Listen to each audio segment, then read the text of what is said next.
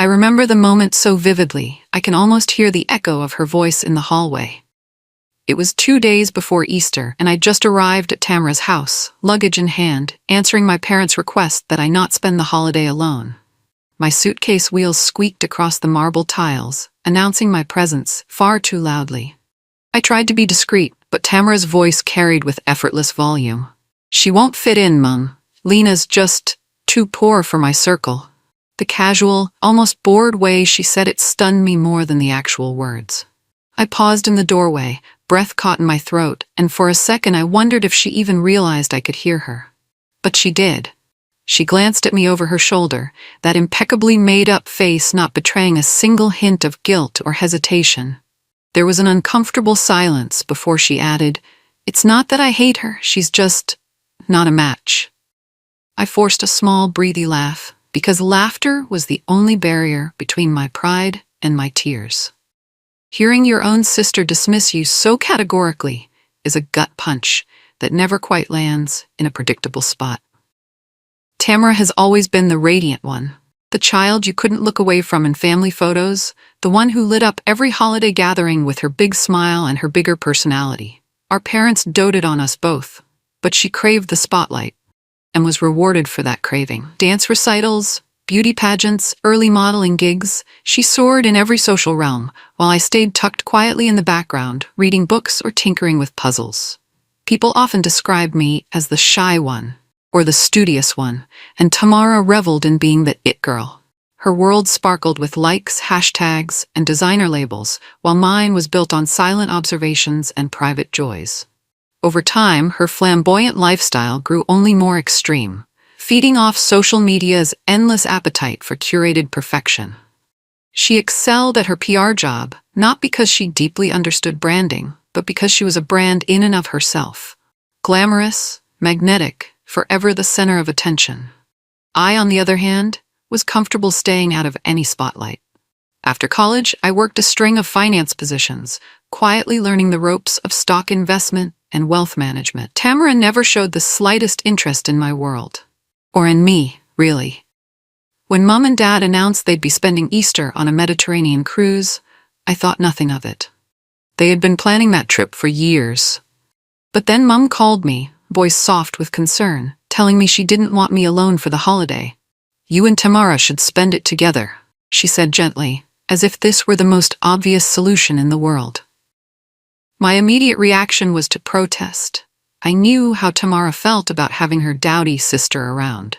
But Mum's logic was, we're both grown adults, we share the same city, and families should be together for special occasions. When she insisted, I let out a resigned sigh and said I'd consider it. Before I could even call Tamara, though, I got a text message from her. "Mum is giving me no choice. You can come if you want. I'm having a few friends over for brunch. Dress presentably." That was it. No smiley face, no warmth, just a directive. Yet somehow I convinced myself that once we were together, maybe we'd laugh about old times. Perhaps my presence wouldn't be such a nuisance. That hope lasted until I actually walked into her house and heard her scathing critique. After overhearing her conversation with Mum, I quietly slipped upstairs to the guest room. I shut the door, sitting on the edge of the bed, replaying her words in my head. "She's too poor for my circle." My first reaction was disbelief, a hollow sort of shock that reverberated in my chest. But soon, hurt replaced shock, followed by an overwhelming urge to escape. For a moment, I considered just leaving, catching a cab home, ignoring Mum's request altogether. Yet a flicker of pride held me back. Why should I hide from Tamara's insulting view of me?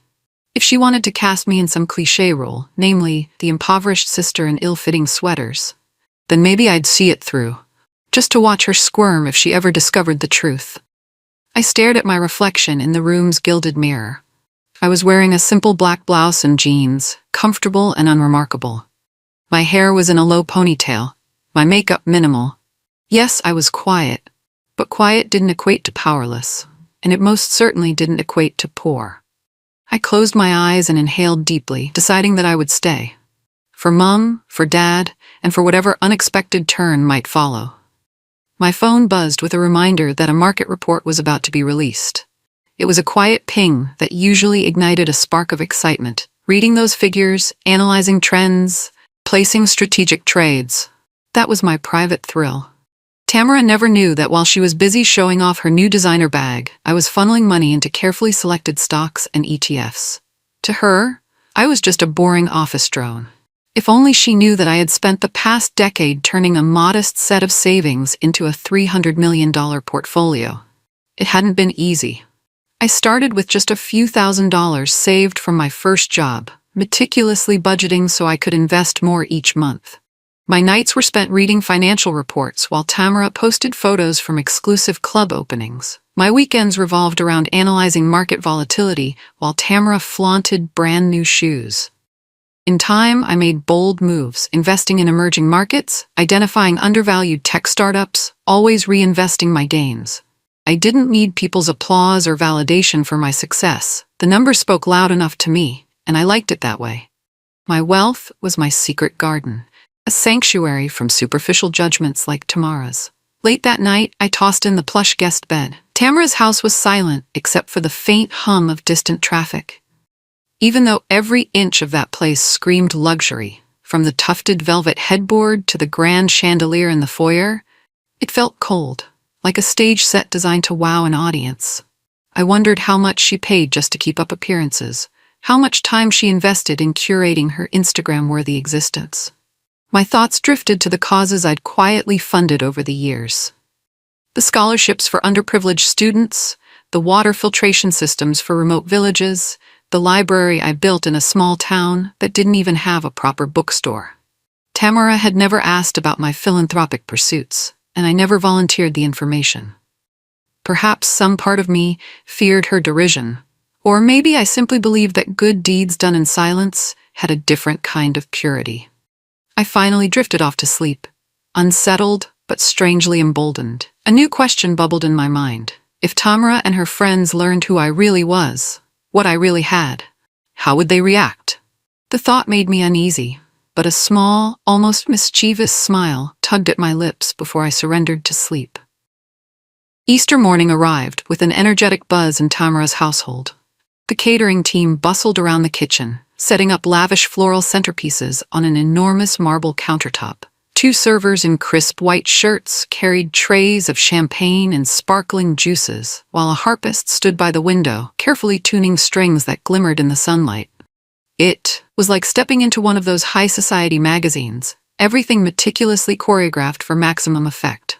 I slipped downstairs, trying not to draw attention. The scent of fresh flowers and expensive perfume hit me in a heady rush, a fragrance of extravagance. I offered to help, but Tamara waved me off. Just mingle or something, she said, half distracted, half dismissive. She was dressed in a pastel designer dress that matched the table settings, her hair styled in soft waves that framed her flawless makeup. Her friends began to trickle in. Clara in a tailored jumpsuit, Jasmine in a floral sundress, a few men in linen suits. Their conversations danced from hedge funds to exclusive clubs, from new restaurants in town to who got invited to which celebrity's after-party. They dropped names like confetti, each one an attempt to outshine the other. I stood on the periphery, a silent observer with far more knowledge than they could imagine. Eventually, one of Tamara's friends, an elegant woman I recognized from social media as Amelia, sauntered over to me. She wore an expensive watch that flashed with every subtle movement of her wrist. "And you are?" she asked, smiling in that polite yet distant way of someone trying to place you in her mental hierarchy. "I'm Lena," I replied, offering my hand. "Tamara's sister." Amelia's eyebrows lifted as though she was registering mild surprise. "Oh, right. I've heard a little about you. Finance, was it?" I smiled. "Yes, I work in finance." Before I could elaborate, Tamara suddenly appeared, sliding an arm around Amelia's shoulders. "Lena just dabbles," she said, her tone dripping with condescension. "She's low-key." A ripple of gentle laughter spread through the little circle that had formed around us. I felt my cheeks warm, not out of shame but annoyance. I bit my tongue, deciding it wasn't worth correcting her in that moment. Let them laugh. If they believe Tamara's narrative, so be it. I understood that power speaks loudest when it's silent, and I had no intention of using my wealth as a bargaining chip for acceptance. I was here for my parents' sake, nothing more. The brunch itself was a sensory feast. Perfectly poached eggs with hollandaise, artisanal bread baskets, delicate macaroons in pastel colors.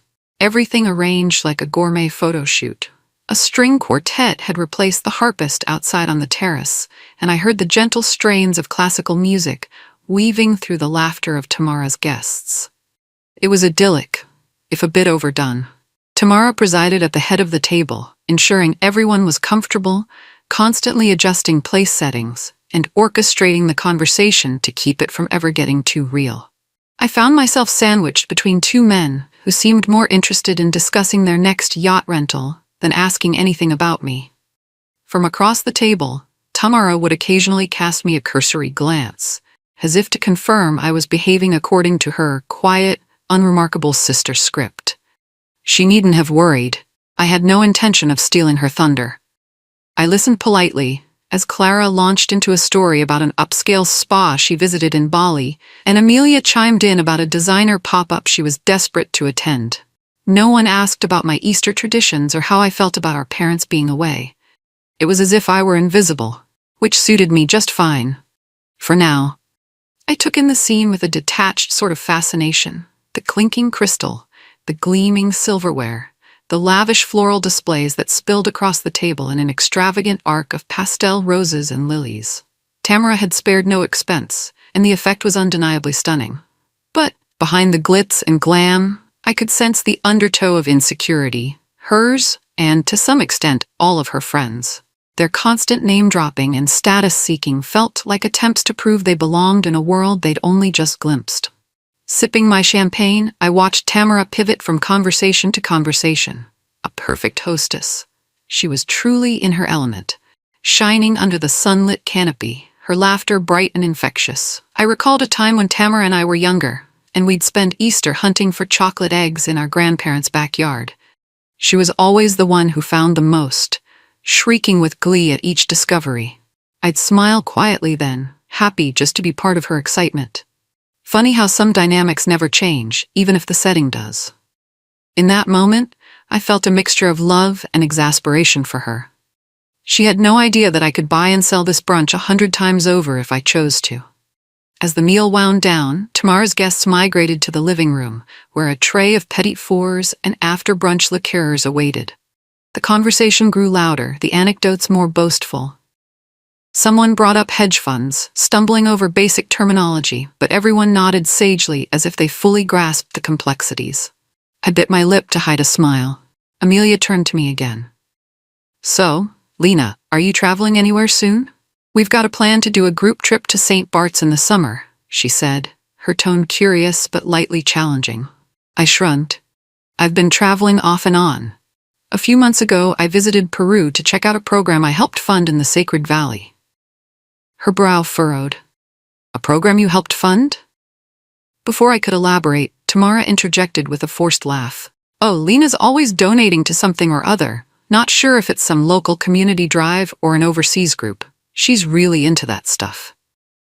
She said it in a way that trivialized my efforts, as if my philanthropic work were a childish hobby. Amelia giggled politely, but she looked slightly intrigued. I noticed that small spark of curiosity and tucked it away, wondering if it would resurface later. Finally, the brunch ended, and Tamara's circle trickled out with air kisses and promises to meet up soon. The house grew quieter, only the staff clearing plates and rearranging furniture in the aftermath. Tamara turned to me, arms folded. "Thanks for behaving," she said, half sarcastically. "Mom will be glad to know we didn't kill each other." I sensed her tension, though. She didn't look me in the eye when she spoke. Maybe she was aware of the tension in me too. The line about me being too poor echoed in my head. "Why would you say something like that?" I asked softly, not wanting a fight but needing some closure. She sighed dramatically. "Because it's true, Lena. My friends and I live a certain lifestyle, luxury trips, designer outfits, exclusive parties. You can't keep up, that's all I meant." I studied her face, searching for any hint of remorse. "Sure," I said finally. "No worries." She pursed her lips, as if unsure how to respond to my calm.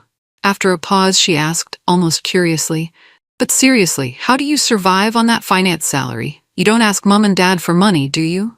I just shook my head, smiling faintly. "I manage. I said, leaving her to wonder. I stayed one more night, determined to at least fulfill my parents' wish that we spend Easter together. But I left early the next morning, refusing Tamara's half-hearted offer of a chauffeured ride to the station.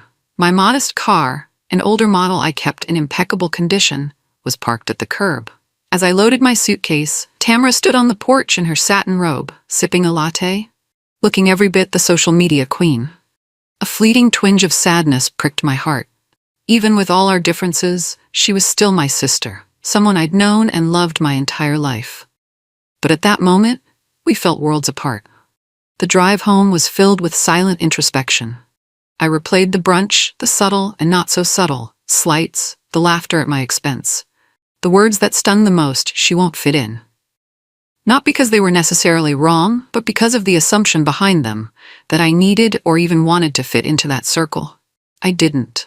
My life was full in ways Tamara could never comprehend, and, ironically, I probably out-earned everyone at that table combined. I resolved to keep my secret intact. If it ever came to light, it would be on my terms, not theirs. Back at my own apartment, a spacious, sunlit loft in a quieter neighborhood, I sank into my favorite reading chair. As I gazed at the hardwood floors and the minimal but high-quality furniture I'd chosen for comfort more than show, I felt the calm that always enveloped me here. My phone buzzed, a reminder that a scholarship deadline was approaching. That was me. Never a moment's rest from the various philanthropic projects I managed. I opened my laptop and reviewed new investment updates. A couple of the stocks I'd been tracking had skyrocketed. The portfolio was healthy. A smile of satisfaction curled my lips as I noted the growth. That money would translate into more scholarships, more libraries, more opportunities for communities that were often overlooked. This was the life I had built, unflashy on the surface, incredibly fulfilling in its depth. Later that evening, I found a leftover container of homemade soup in the fridge and heated it on the stove, reflecting on how Tamara would probably scoff at my simple dinner. But the quiet comfort of my home, the knowledge that my investments were thriving, and the sense of purpose from helping others gave me a peace Tamara's gilded parties never could. I wouldn't trade it for anything. A few weeks slipped by. I buried myself in my usual routines, working through new potential investments, reading about microfinancing opportunities, and finalizing the details of a community center project I was funding in a small town. My communication with Tamara was minimal, mostly a curt text here or there about how busy she was. I assumed she'd moved on to her next lavish event, forgetting our awkward Easter encounter. Then, one Monday evening, as I was poring over an annual report, my phone pinged. A text from an unknown number read, "Is this Lena M. from the article?" with a link. At first, I was alarmed, thinking perhaps my information had been leaked. Intrigued, I opened the link to see a digital piece titled, "The Silent Titan, Meet Lena M., the discreet investor behind $300 million in smart capital." My heart skipped a beat. The article mentioned my philanthropic endeavors, my knack for spotting emerging markets, even referencing me as an invisible shark in the finance world, someone who maneuvers stealthily yet powerfully.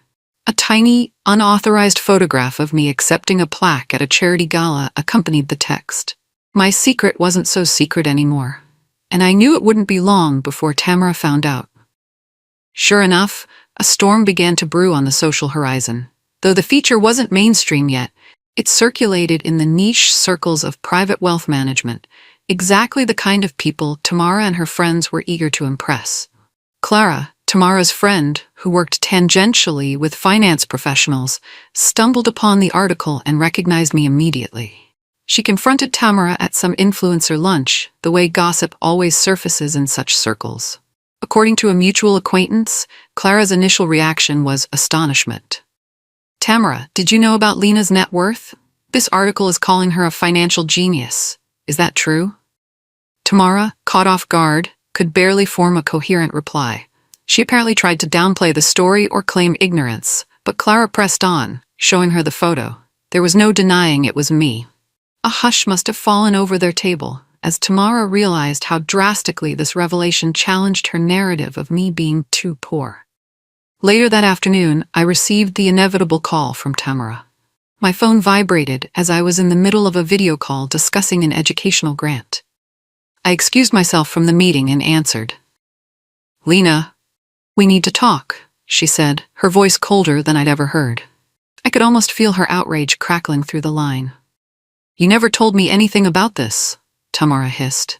"Do you know how humiliated I felt when Clara showed me that article in front of everyone? My own sister, and I had no idea who she really was." I leaned against my kitchen counter, inhaling deeply before responding. "I never hid anything," I said calmly. "I just didn't parade my finances around. I don't see why it's my obligation to broadcast my net worth to anyone, including you." She scoffed, and I could imagine her pacing around her living room, nails tapping on her phone in agitation. "But you let us think you were struggling. You wore those plain clothes, drove that outdated car. You literally sat at my Easter brunch and said nothing, while my friends assumed you were some low-level finance drone." The underlying message in her words was that I had somehow deceived her or made her look foolish. It stung, but it also revealed her priorities. I swallowed the indignation in my throat and said quietly, "I don't define myself by my wealth, Tamara. Maybe you do, but I don't. And that's really all there is to it." "That's not all there is to it," she snapped. "You embarrassed me. You made us all look shallow and ignorant." I couldn't help but notice how it was less about her caring for my feelings and more about the damage to her social standing. Taking a seat on my living room couch, I steadied myself for a real conversation. "Tamara, I didn't set out to embarrass you. Honestly, I don't care what your friends think. I care about my privacy, about doing meaningful work, and about not turning my finances into a public spectacle." She took a sharp breath. "You could have given me a heads up. A single hint. I mean, why hide it? Why let us think?" She trailed off. I heard her exhale, a shaky breath that hinted at genuine hurt. For a moment, I realized that behind her anger, she might feel betrayed. "Look," I said softly, "I wasn't hiding. I just live my life differently. I'm not about to post my bank statements or brag about my philanthropic deeds on social media. That's not who I am, Tamara." Silence hung heavy between us, broken only by her quiet sniffle. Then, in an unsteady voice, she asked, "So, what happens now?" We talked for nearly an hour that day, the anger in her voice gradually fading into confusion, then slipping into a fragile understanding. I shared snippets of my journey, how I'd stumbled into investing after college, taking a keen interest in emerging markets, reinvesting every spare penny.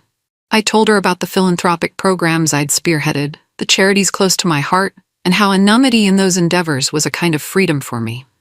She listened, interjecting occasionally with disbelief. "You own an island? You're funding water projects in Africa?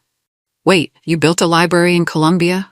Each question sounded more incredulous than the last. I explained that I'd never felt the need to flaunt these actions. The results, improved lives, better education, environmental preservation, were all the reward I needed.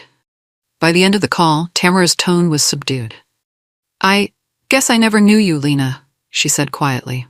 It was the closest I'd heard her come to an apology. Yet there was a residual edge to her voice, a sense that part of her remained resentful or even jealous. She thanked me for talking and ended the call with a vague promise to see me soon. I hung up, feeling a strange mix of relief and sadness. In the days that followed, our family dynamic shifted. Dad called from the cruise ship, somewhat panicked. "Tamara told us something about an article? Something about you being a millionaire?" He asked in a hushed tone as if it were a state secret. I tried to reassure him that yes, I was financially secure and that no, I wasn't running a pyramid scheme or anything illicit. He and Mom were bewildered but supportive. "Why didn't you tell us?" Mom wanted to know, her voice tinged with worry. I gently explained my choices, and they accepted it, perhaps not fully understanding, but at least respecting my decision to stay private. With Tamara, things were still tentative. She sent me a text now and then, no longer condescending but strangely formal. I sensed she was embarrassed or ashamed to approach me in her usual brash manner. The vanity she held so dear had taken a blow, and she didn't quite know how to navigate this new reality. Meanwhile, life went on for me in its steady rhythm: investments, philanthropy, quiet living. I did notice a flurry of social media posts from Tamara's circle, cryptic references to me as the sister with the big secret, but I didn't engage. I had nothing to prove. One afternoon, I found myself near Tamara's favorite cafe and decided on a whim to drop by. It was a glossy, high-end place, frequented by influencers capturing latte art for their feeds. There she was, sitting at an outdoor table, her phone angled perfectly to capture her face in flattering sunlight. She noticed me and waved me over, looking uncertain. "Mind if I join?" I asked, sliding into the seat opposite her. She set her phone aside and said, "Of course not." But her body language felt rigid, as if she was bracing for confrontation. We made small talk, her latest PR project, a recent trip she took, the rising cost of living in the city. Then gingerly she said, "I'm sorry I called you poor. That was harsh." I studied her expression. Tamara rarely admitted fault. "Thank you," I replied simply. I sipped my coffee, noticing how her gaze flitted around as if she wanted to address the elephant in the room but didn't know how. Finally, she mustered the courage. "So, that article. People are still talking about it. It's crazy. You're basically a star in those circles." I shrugged. "I'm not interested in fame, Tamara. I just do what I do." She fiddled with the sleeve of her designer jacket, her eyes downcast. "I guess I never realized there was another way to be wealthy, without, flaunting it." Her voice was almost timid, a stark contrast to her usual confidence. It made me wonder if, deep down, she'd always been aware of the shallow nature of her social circles. Maybe she envied the tranquility that came from not constantly chasing validation. After a pause, she asked quietly, "Did you ever think I was silly? All the clothes and parties and posts?" Her vulnerability took me by surprise, and my heart softened. I shook my head. "No, Tamara, I just thought we were different. We find value in different things." She gave a small nod, chewing on her lower lip as if grappling with a realization. In that moment, I caught a glimpse of the sister I grew up with, the one who used to share Easter candy with me, who once dreamt of seeing the world and doing great things. I felt a rush of compassion for her. No matter what had transpired, I wanted her to know she wasn't alone in her insecurities. We all had them, just in different forms. We talked for another hour, carefully skirting around raw spots, but managing to find common ground. Before parting, Tamara hesitated, then said, "I'm hosting another gathering soon, something smaller, just a few close friends. If you wanted to come, maybe you could talk about your philanthropy." The invitation was new territory. I saw her cheeks color slightly, a sign of genuine outreach. I considered it. "I'll think about it," I said. Part of me doubted her friends would be truly interested in hearing about my philanthropic strategies. They might just be drawn to the mystique of my newfound fame. Still, it felt like a tentative olive branch. That evening, I reflected on the shift in Tamara's tone. Perhaps she was sincerely curious, or perhaps she feared being judged by people in her circle for not knowing her own sister's achievements. Whatever her motivations, it was a step forward, a chance for us to bridge the chasm that had opened up between us. I couldn't forget, though, the quiet pain of hearing her call me too poor. That statement had cracked something in our relationship. Whether it could be fully mended, I wasn't sure. But I was willing to let time and honest conversation do their part. A week later, I was scrolling through my emails and came across a heartfelt message from a student who'd received one of my scholarships. She was the first in her family to attend college, and she wrote about how my support had changed her life. Reading her words brought tears to my eyes. This was what mattered. Real people, real impact, not the glitzy veneer of acceptance into some elite circle. Almost impulsively, I forwarded the email to Tamara with a note that read, "This is why I do what I do." Part of me worried she might scoff at it, but another part of me hoped she'd see beyond her world's surface. Her reply came faster than expected. "Wow, this is incredible, Lena. Congratulations, and thank you for sharing." Short but honest sounding. That weekend, we met for lunch at a quiet bistro. There were no cameras, no designer theatrics, just two sisters talking. We discussed the email, the scholarship program, and how it felt to genuinely help people. I saw her eyes brighten, and for once, she didn't seem to be planning how to post about this on Instagram. The conversation felt raw and real, a glimmer of the closeness we once had. Today, Tamara and I are on cautious but meaningful ground. She's more polite, more curious, though there's still a certain distance in her eyes. Maybe shame for having underestimated me, maybe envy for the path I've chosen. I haven't changed how I live. I still wear my neutral sweaters, I still drive my practical car, I still check investment charts over morning coffee and direct my capital toward causes that resonate with me. The difference now is that Tamara knows. Our parents know. Some in her social circle know. But even under the weight of that awareness, my life feels the same. Purposeful, private, deeply rewarding. When I think back to that Easter morning, when my sister's voice echoed in the hallway, declaring me too poor for her high-flying group, I feel a pang of nostalgia and amusement, because in that moment of hurt, I discovered my own unshakable sense of worth. Wealth, I've learned, isn't about flashy labels or elite invitations. It's about having the power to create change, to uplift others, to be at peace with who you are when the lights go out. And so I move forward, quietly confident, knowing that the greatest luxury is living a life that needs no audience, but can inspire all the same.